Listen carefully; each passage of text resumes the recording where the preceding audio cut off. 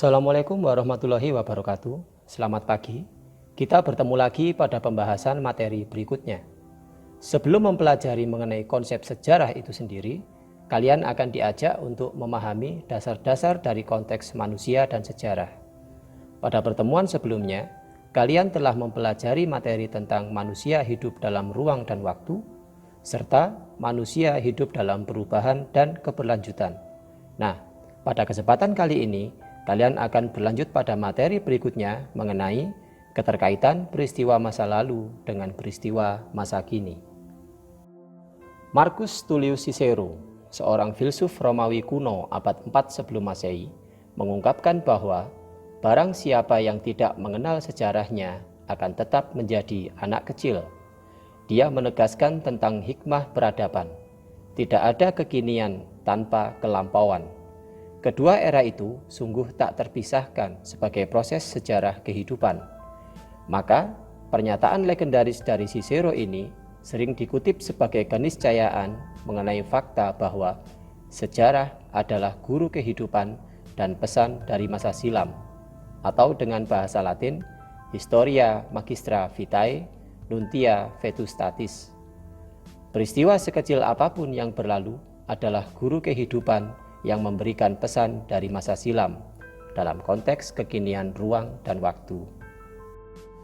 Sejarawan Indonesia Bapak Sartono Kartodirjo juga menyatakan bahwa barang siapa yang lupa sama sekali akan masa lampaunya dapat diibaratkan seperti mereka yang sakit jiwa.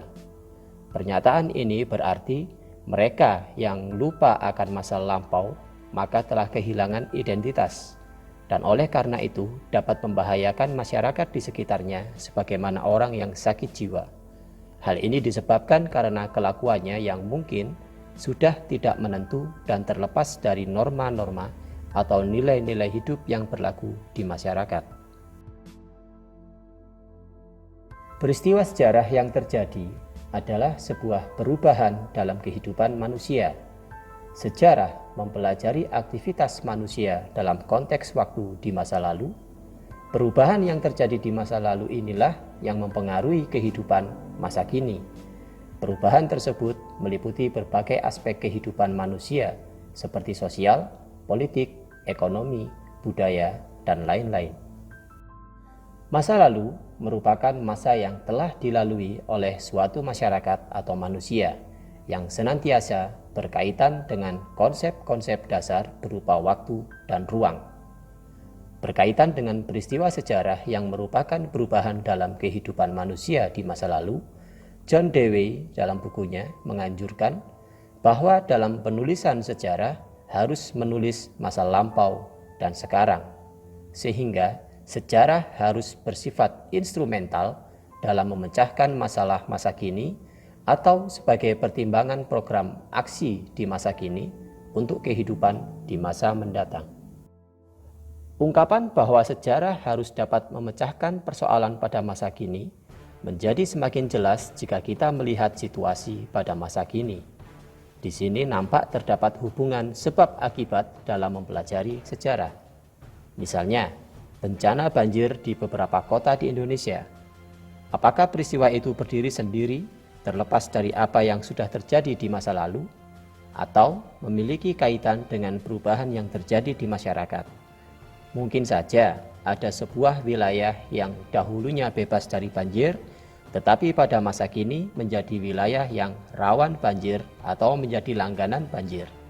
Sehubungan hal tersebut, kita dapat menelusuri perubahan yang terjadi dalam kurun waktu tertentu. Perubahan yang terjadi di masa lalu inilah yang memberikan pengaruh pada kehidupan masa kini. Sebagai contoh lain, misalkan kita kaji mengenai terbentuknya Negara Kesatuan Republik Indonesia. Negara merdeka tidak cukup hanya dengan proklamasi, memiliki wilayah, penduduk, aturan, dan sejenisnya. Namun juga diperlukan pengakuan kedaulatan dari negara lain. Untuk mencapai pengakuan kedaulatan ini, bangsa kita telah melakukan perjuangan yang cukup heroik. Salah satunya adalah Sultan Syahrir, Perdana Menteri pertama saat Indonesia baru saja melangsungkan proklamasi. Peter Carey menanggapi tulisan Anthony Reid yang dimuat dalam majalah Tempo tahun 2011 mencontohkan tentang pentingnya identitas diri dari belajar sejarah. Pada tanggal 14 Agustus 1947, Sultan Syahrir dan Agus Salim diberi kesempatan untuk berpidato di hadapan Forum Sidang Dewan Keamanan PBB. Dalam pidatonya, Sultan Syahrir mengungkapkan tentang sejarah kebesaran bangsa Indonesia dari masa kerajaan hingga kolonialisme. Selain itu, Syahrir juga berhasil menyangkal tuduhan Belanda yang menyatakan bahwa pemerintahan Indonesia merupakan pemerintahan ilegal buatan Jepang. Karena Syahrir memahami betul bagaimana Nusantara ini terbentuk sebelum bangsa Eropa menjajah. Sultan Syahrir dan tim delegasi Indonesia juga mengungkapkan data dan fakta terkait peristiwa agresi militer Belanda I untuk memojokkan posisi Belanda dalam proses persidangan. Pada perkembangannya, kegigihan Sultan Syahrir dan tim delegasi Indonesia mampu menarik perhatian dari negara-negara anggota PBB untuk mendukung perjuangan kemerdekaan Indonesia. Perjuangan Sultan Syahrir mewakili Indonesia dalam sidang internasional PBB menjelaskan siapakah Indonesia itu. Coba bayangkan bagaimana nasib negeri ini seandainya saat itu Syahrir tidak mengetahui sejarah bangsa Indonesia.